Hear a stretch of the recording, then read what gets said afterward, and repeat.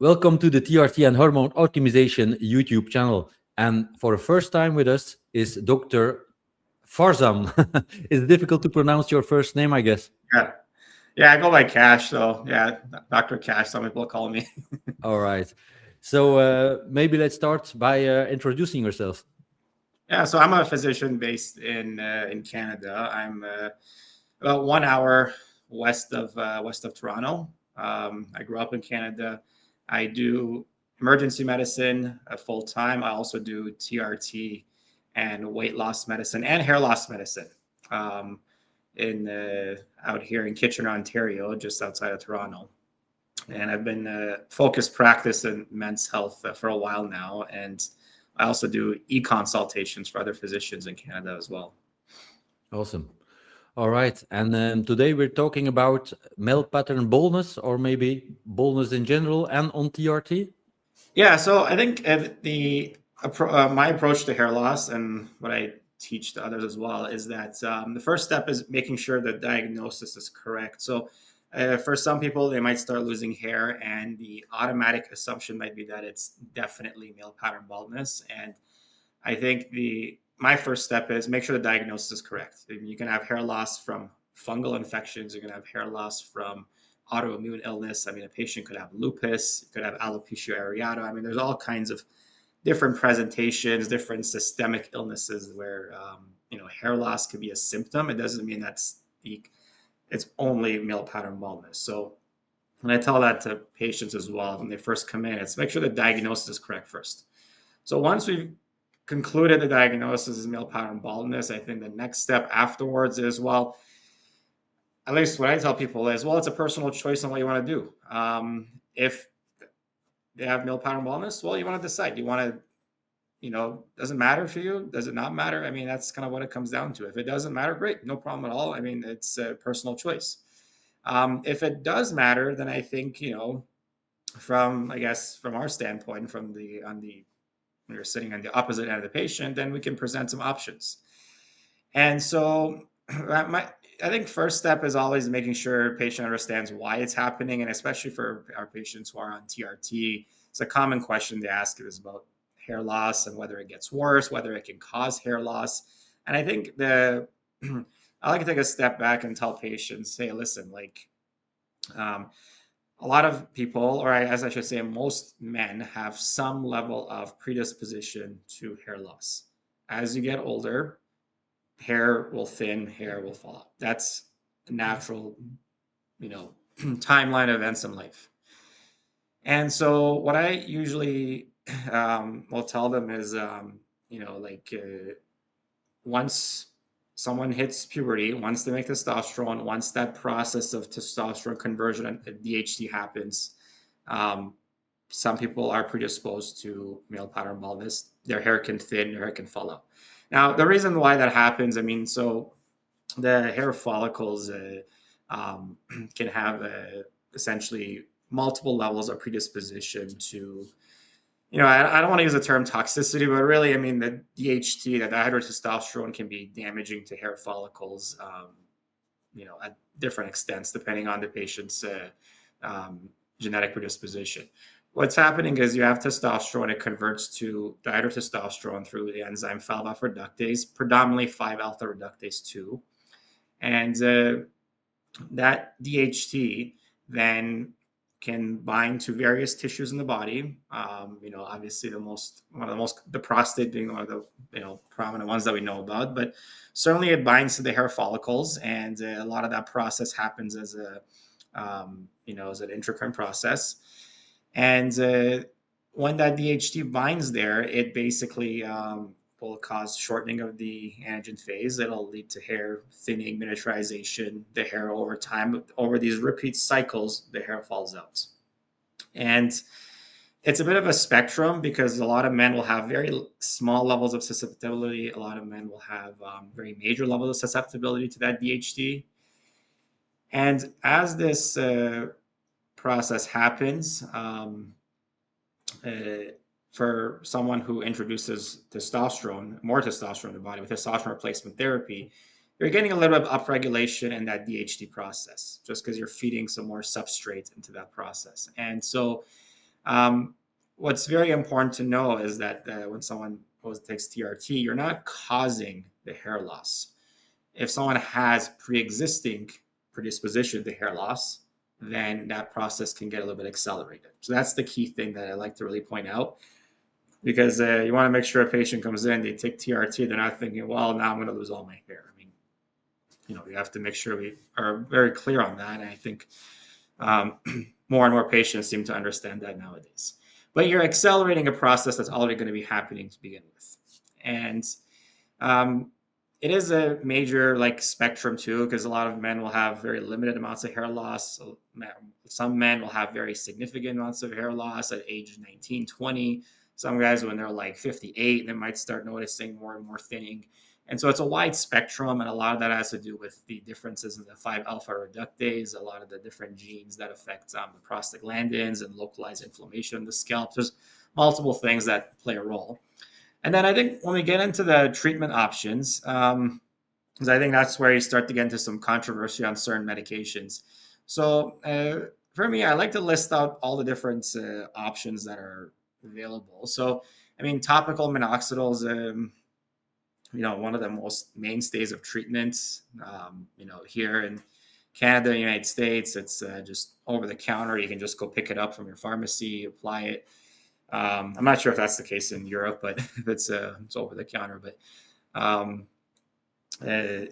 and that's usually a mainstay of treatment. You're not really targeting that whole 5-alpha reductase DHT mechanism. You're more so through about 5 or 6 different mechanisms stimulating more and more hair growth.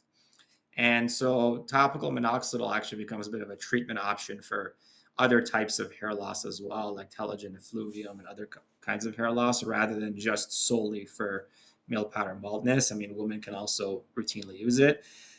Side point, it is toxic to some pets, so I think a bit of a FYI for some people who use it.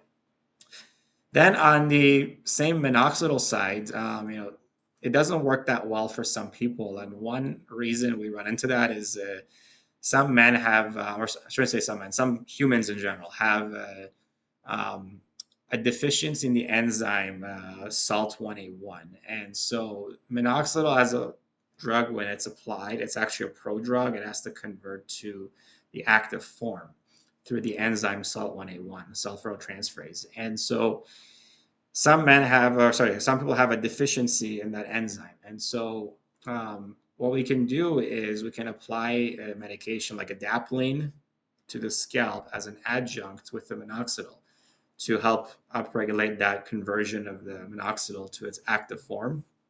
And then adapalene also, because it helps increase skin cell turnover, it also increases penetration of that minoxidil deep into the scalp. So it helps improve the absorption close to on par with the oral minoxidil.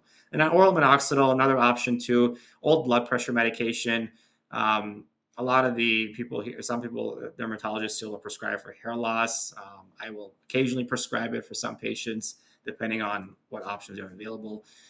It does have, in the United States, the FDA did put a black box warning for spontaneous pericardial effusion. So it's a risk. It's one of an informed risk benefit discussion with the patient. I will sometimes use it for other kinds of hair loss as well. But it's a risk calculation, I think, like anything else. And then more famously, I think, obviously, or infamously, finasteride, approved in many countries for treatment of androgenic alopecia. Usually use that 1 milligram daily dosing. And you're shutting off that 5-alpha reductase pathway. Well, I shouldn't say shutting down. You're doing a reduction by about 70%. And so you're getting decreased DHT at the scalp. You're getting efficacy in terms of improving the hair loss. And then there's the trade-off risk, where you carry a background risk of, sexual dysfunction, erectile dysfunction, libido, mood changes, and so on. And then with the caveat that a subset of those people, when they discontinue the finasteride, might not have recovery of that uh, physiologic processes like normal sexual function. And so this is one of those cases where you ultimately, my take on it is you look at the studies, you look at this, or the patient specifically, and you look at the data. I would say data that's more neutral, objective, and then, they can make an informed decision on what they want to do. Dutasteride is another option. I don't prescribe that in my practice generally for hair loss. Just with the systemic side effect risk. I mean, I think it's quite profound.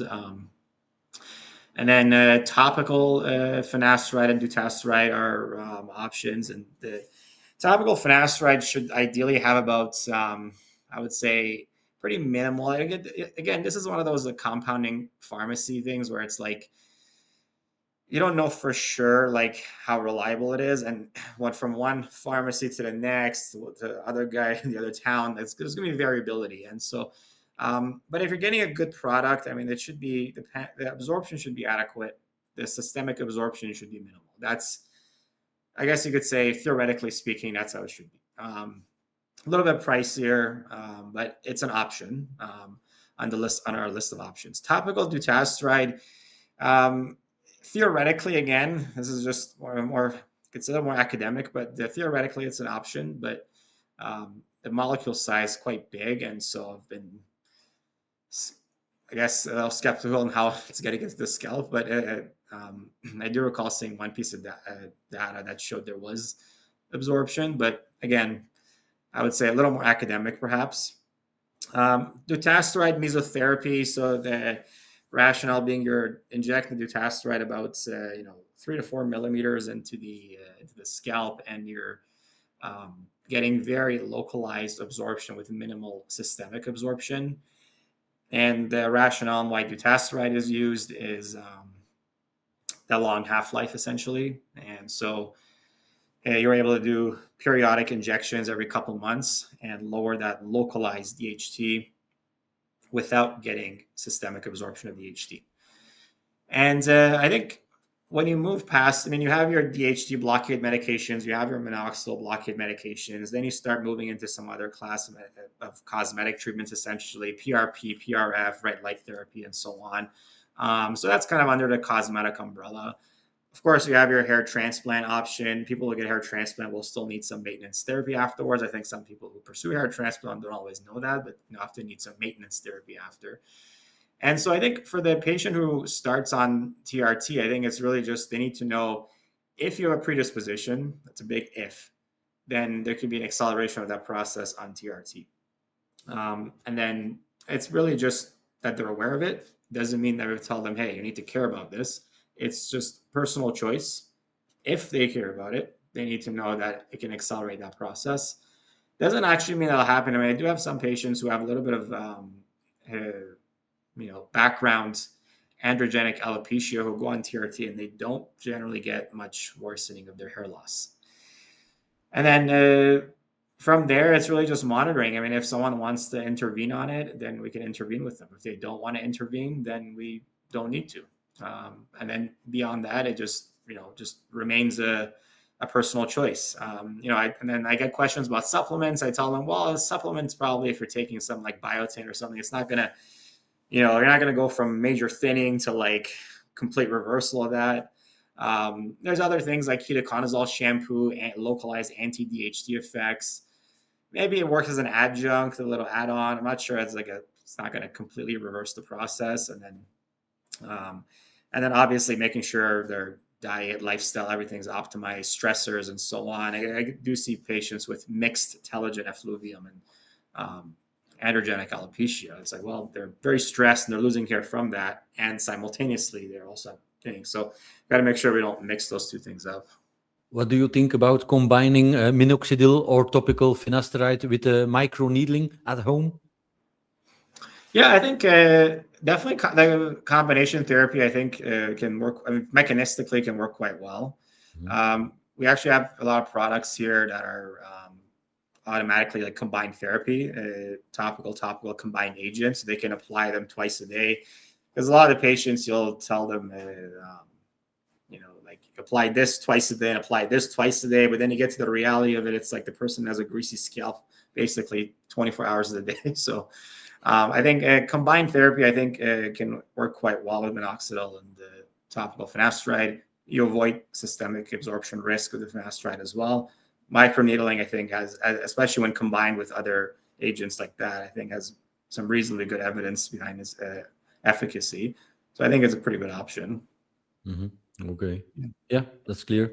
That's my experience as well. I prescribe a lot of minoxidil, very rarely finasteride, because I'm a bit afraid of the post-finasteride syndrome reviews and witnesses that I had on the channel already. So yeah, I don't take it too far. I try to reason with them and explain that it's just a normal process, not a disease. And that is just genetically, if you're prone to it, it might accelerate it a little bit, and that's all. Yeah. I think to understand that it's not like a disease that they're getting, I think that's the key part. Yeah.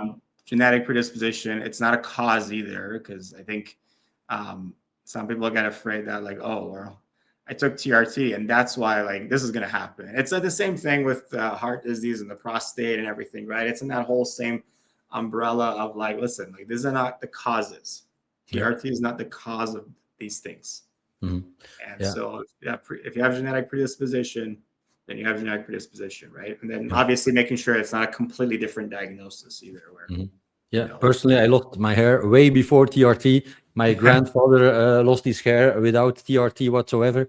So if you're genetically prone to it, you might as well accept it. And but that's difficult for young guys. If they come to me 22 years old, 25, and they're thinning, it's difficult to accept sometimes. And we might try something to postpone the shedding. Yeah.